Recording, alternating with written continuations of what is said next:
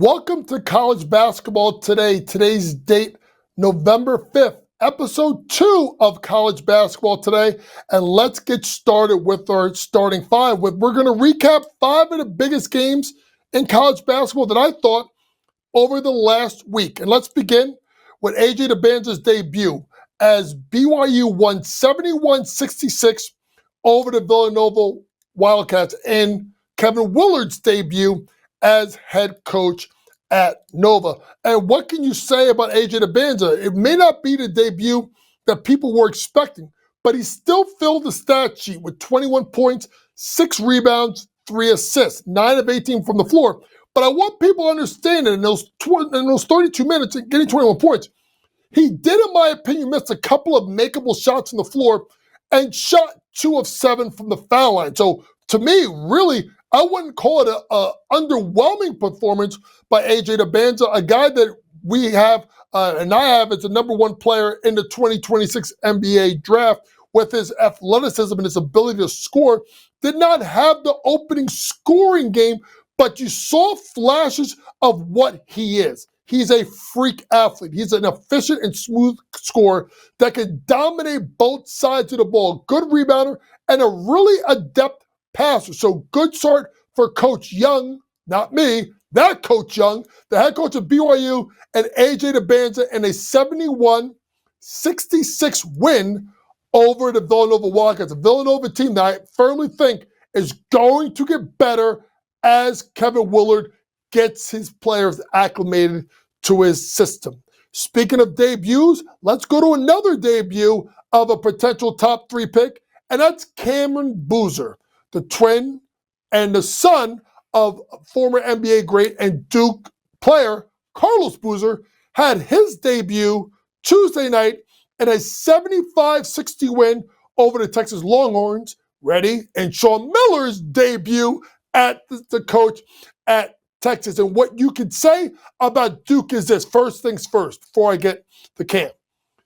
They are going to be so good defensively. I don't think people give John Shire credit for the defense that he has got these guys playing. He did it last year with Knipple, with Molly Watts, and with Cooper Flagg. And he's doing it again with a freshman with Cam Boozer and getting them to play high-level defense. They're going to be one of the best defensive teams in the country. And you think about the game being down at the break and then outscoring Texas, I think, by 14 or 16 points in the second half. They locked into their defense. But what also happened is Cam Boozer got going.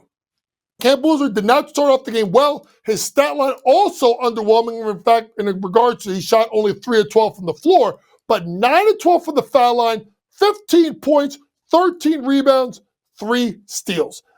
Duke leaned on their defense to get themselves going. And although Cam struggled, you see the dominating play that you have not seen from a freshman at Duke that's a big since Zion. And if you kind of look at Cam Boozer, if people are too young to remember how good of a player Carlos Boozer was, and he was a phenomenal player at Duke, Cam is a little bit more athletic than his dad, but he's a bruiser just like his father. So good debut, didn't shoot the ball well, but 15 points, 13 rebounds, 3 steals for Cam Boozer in a 75-60 win by the Duke Blue Devils over the Texas Longhorns.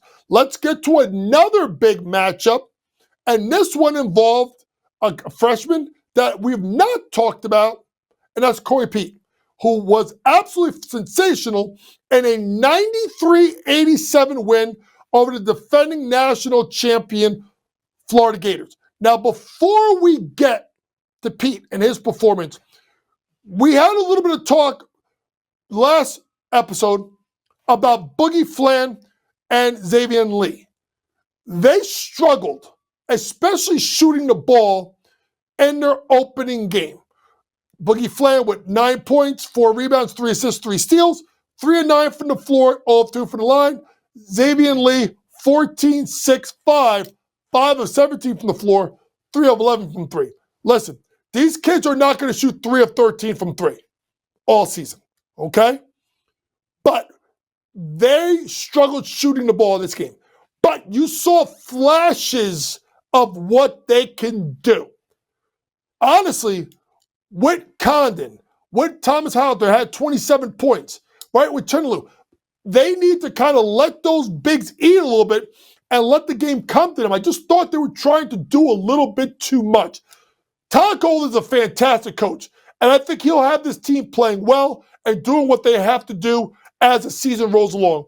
But they got to kind of get Boogie and Xavier trying to pick spots of when they create for themselves, when they create for each other, but most importantly, how do they incorporate those bigs that they have? Let's get to Arizona and Corey Pete, which is now when you talk about freshmen and you talk about the Banza, when you talk about Boozer, you got to talk about Corey Pete and what he did with the 30 points, 7 rebounds, 5 assists, 3 steals, 11 of 18 for the floor.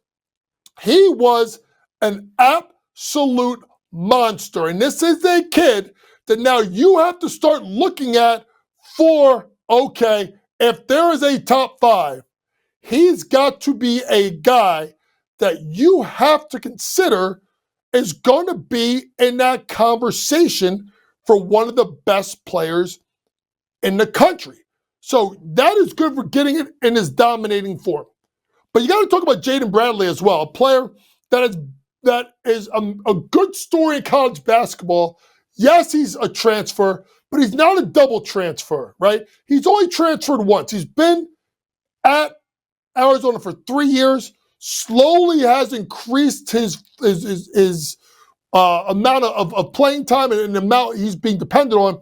And he was honestly, he was as good as Corey Pete in that 1-2 punch with 27 points, shooting 9 of 14 from the floor and 9 of 10 for the foul line.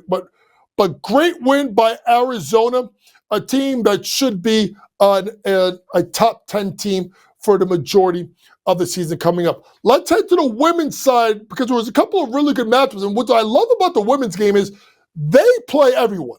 They play everybody. And no one does that more than Gino. Gino opened up with a 79-66 win as a defending national champion.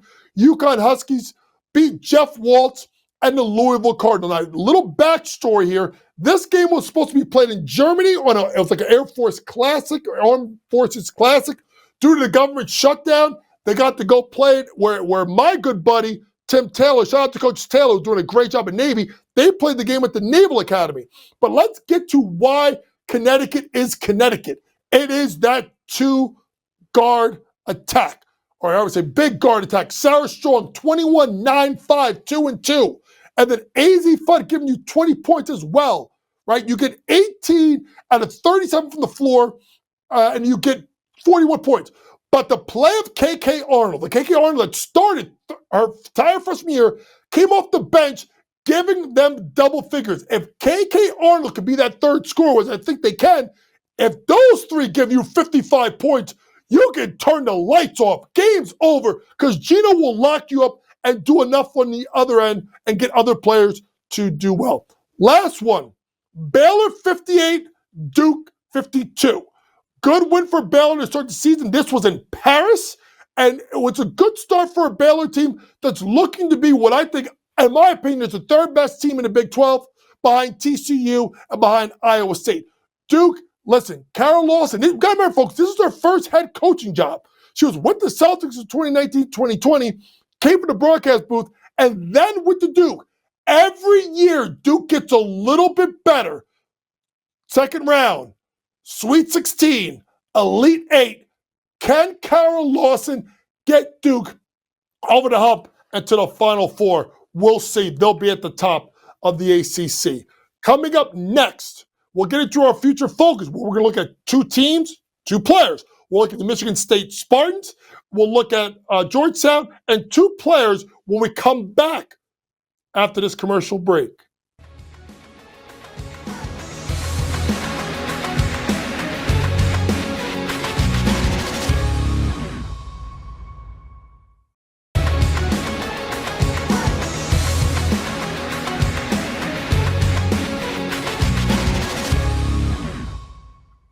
Welcome back to college basketball today, and it's time we get into our future focus as we focus on two teams and two players and my thoughts on them right now and how they project out for the season. Let's start in Sparty Land, where you have Michigan State coming into the season at the number 22 ranked team, and you look at Tom Izzo, and the amazing thing you're going to say about Tom Izzo for the jump is Tom Izzo don't duck anybody.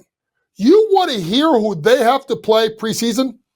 Kentucky, Duke, UNC, and Arkansas. This is not the Jimmy Boeheim, don't leave New York, Carrier Dome Classic. This guy plays people. And that's what makes Tom Izzo so dangerous with his team, because he challenges his team before the Big Ten season, then they have the Big Ten season, and then they get the Izzo. That's another term for a month we call March, because they usually are playing really good basketball then. So why am I so high on Michigan State? You have to start with Jeremy Fierce. Yeah, Jeremiah's brother. Opening night, 14 points, 10 assists, 5 rebounds, 5 steals, 4 attempts from the floor. And to me, the second best point guard behind Braden Smith. And Braden Smith is the best point guard in the nation. So you're talking about one of the best lead guards in the country, and Jeremy Fierce. But then you look at what you're going to get out of Jackson Kohler. A Jackson Kohler that could be a really dynamic force in regards to dominating the paint. Opening night line, 16 points, 15 rebounds. So if he gives them a post presence, that's going to make things good for Tom Izzo to play inside-out basketball. Then you have to talk about Cone Carr, right? 12 points opening night, 4 rebounds, 2 assists. The athletic jumping jack, could run the fast break, lob threat, offensive rebounder. But this is what you get from Tom Izzo. Toughness, grit, defense, team play. Oh, and by the way, the best coach, and I don't care that he has not won a championship since 2000, the best coach in regards to tactician in game and making adjustments. Michigan State is going to be a big threat to be a player come March and maybe even into April. Stay tuned. You know I'm excited to see, and this team isn't a top 25 team preseason, and that's Georgetown.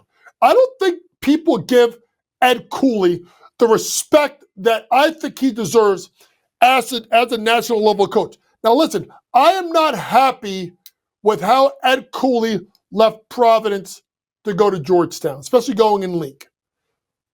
But you understand how good of a coach he was at Providence, and he's slowly starting to see things turn his way at Georgetown. And what I liked is I saw them play, and I don't know if people noticed, they played and beat Kentucky in an exhibition game by double digits. They were so impressive. And what can you say about KJ Lewis, the transfer from Arizona, who was basically kind of got going later in the year and then played really well, particularly in the Big 12 tournament, had 14 points in the opening night game versus Morgan State. But when you look at Malik Mack, when you look at guards in the Ivy League last year, we always talked about Xavier Lee from Princeton going to Florida. Well, not everybody talked about Malik Mack, who I thought was the second best point guard in the Ivy League, now going from Harvard to Georgetown. So when you look at Ed Cooley, can Ed Cooley make Georgetown a top 5 team in the Big East? Now you think about the fact that you have St. John's and UConn and Creighton, all teams we talked about last episode, but could they be in that 4 to 6 spot with them and Marquette, right? Villanova, can they be in that 4 through 6 mix?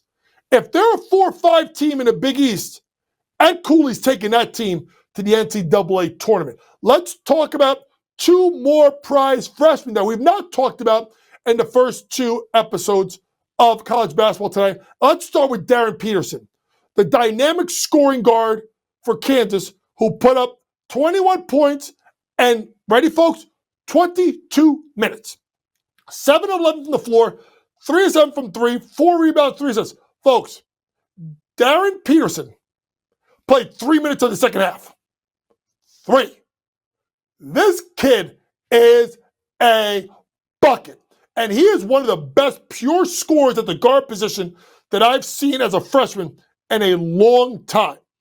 This kid is going to be very special for a Kansas team that in the Big 12, with Houston, with Arizona, with Iowa State, teams that are excellent defensively, you have to have yourself an offensive threat that could create baskets, whether it's running your offense through him or it's late shot clock. Hey, we're putting the ball in your hands and let you go and score. It's going to be interesting to watch Kansas because I feel like this is a Kansas team, like, for the first time in a while, like, we're not really talking about Kansas. And that's an odd thing for who I think is one of the best coaches in the country, and Bill Self. Speaking of freshmen, there's another freshman that made his debut, and that's Nate Ament, who is another top 5, who's ranked number 4 according to ESPN in the class of 2025 class, in which he had 18 points and 9 rebounds in his first game of action for Tennessee. What's really great about playing for Tennessee and playing for Rick Barnes is you're going to learn how to play defense, because Rick Barnes demands you to play defense. He's going to demand you to be tough. He's going to demand you to be physical. Now, Nate doesn't have the body frame like a Cam Boozer, but he is going to be someone that's going to be extremely fun to watch. And listen, at the end of the day, going through the SEC, this kid is going to be ready to come out after the draft. And that kind of lets me end the future focus with this. The future is bright right now with this class of 2025. When you talk about the Banza, when you talk about Boozer, when you talk about Pete, when you talk about Peterson, when you talk about Ament, when you talk about all of these players, I'm going to say this right now. The class of 2025, which will be the 26th NBA draft, will be better than the other draft, which was this past year with Cooper Flagg. Coming up next, we'll preview 2 really big games in college basketball, Alabama St. John's, and we'll preview Arkansas Michigan State after this commercial break.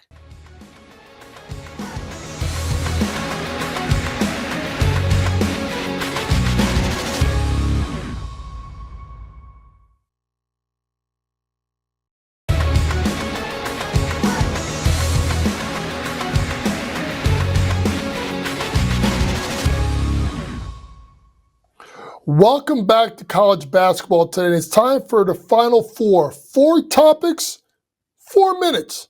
May go to overtime, so we may go a little bit more than 4 minutes today. Let's start with there's 4 really good games this weekend that I just want people to be aware of that tip off all on Saturday or Sunday. Let's start on the men's side at MSG. It's going to be rocking as Nate Oates and the Alabama Crimson Tide head to Gotham to take on Rick Pitino and the St. John's Red Storm. And this, if you want a game that's going to have offense, folks, look no further. You have dynamic play from Nate Oates and how Alabama is going to play. I know you realize that Sears is gone, Grant Nelson's gone, Omari is gone at the center position, but Fillion is back, right? He flirted with the NBA draft. He came back, 22 points opening night, and obviously with him not sharing the backcourt with Sears, you're going to see someone that's going to be extremely dynamic offensively. Millett is someone that missed some time last year, only played in 6 games, really can do some things at about 6'5" as a rugged guard. But then you go to the other side and you got St. John's. And this team is going to be the St. John's teams that we've been accustomed to in a little bit of a mix of the running gun Kentucky style along with the gritty defense of his Louisville years. And when you look at opening night and you look at this team, you get Jackson to transfer from UNC, who comes back home, is a dynamic scorer. Got to remember, Bryce Hopkins, folks, is one of the best players in the Big East, right? At Providence, until he dealt with injuries. You got, obviously, Zuby Ejiofor, who was the most improved player in the Big East this past year. Then you have Dylan Mitchell, who is a 6'8", 210-pound rugged forward. This is going to be exciting basketball. I will be at attendance Saturday at the Garden as a spectator, but that's all right. You'll get Coach's scouting report. Be on the lookout. Follow me at Coach Young NJ, as I will be giving updates and my takes real time in that big time matchup. Now, I wish I could go to 2 games, because if I went to the second game, that's going to be this one. This is Arkansas, Michigan State. And I just love this matchup for both teams. We talked a little bit about Michigan State and what we expect out of them, and I think they could be a team that could really make a deep run in March. But when you really look at Arkansas with Cal, he's got, a dynamic freshman in the cuff that's a great scorer. You got Brazil, who's one of the best big men in the country. A big man that's been in school for 5 years, which is something we don't see. Remember, he tore his ACL, got a medical redshirt. That's why he's back. If we say game 1 offense, I think game number 2 is defense, as you have 2 experienced teams, 2 really good coaches who have a ton of respect for each other. That's going to be a great matchup this weekend between Arkansas and Michigan State. Let's head to the women's side, because there's a really good women's game that's sneaky good that people aren't talking about, and that's UNC versus NC State. 2 of the better coaches, best coaches in women's college basketball. Lindsey Gottlieb, obviously at USC. Wes Moore has done a fantastic job. No one talks about what Wes has done at NC State, bringing back that tradition that they had with the late Kay Yao in the 80s and 90s. But when you look at USC, yeah, I know we're not going to have Juju Watkins this year. Yeah, I know Kiki Iriafen's gone. But Jazzy Davison, arguably the best freshman in the country, got off to a good start. Not shot the ball great versus Mexico State at 14 points, 5 rebounds, 4 assists. To go against Kamel Pierre, who is a dynamic scorer, and a girl that you better watch this weekend, the pride of the Jersey Shore, Zoe Brooks. Played at St. John Vianney High School. I've seen this kid grow up and play. This is one of the best pure scorers in the country. Do make sure you watch that matchup, between particularly Zoe Brooks and Jazzy Davidson. Let's end today's show talking about my favorite coach to watch, and that's Kelvin Sampson. Kelvin Sampson got his 800 win as a head coach with his win versus Lehigh, 75-57. Did not play as well as we thought, but here's the thing. At some point, folks, this man has done so much for that university, bringing the glory days back since the Guy Lewis days in the 80s, the Phi Sigma Jam. It's completely different. But at some point, that man is going to do what Guy Lewis did not do, and that's win a national championship, and it may be this year. Congrats to Coach Kelvin Sampson. Let's get 100, 200 more wins by the time you retire. We'll be back next week with another episode of College Basketball Today. Remember, it's smarter to be on Sports Grid. Good night.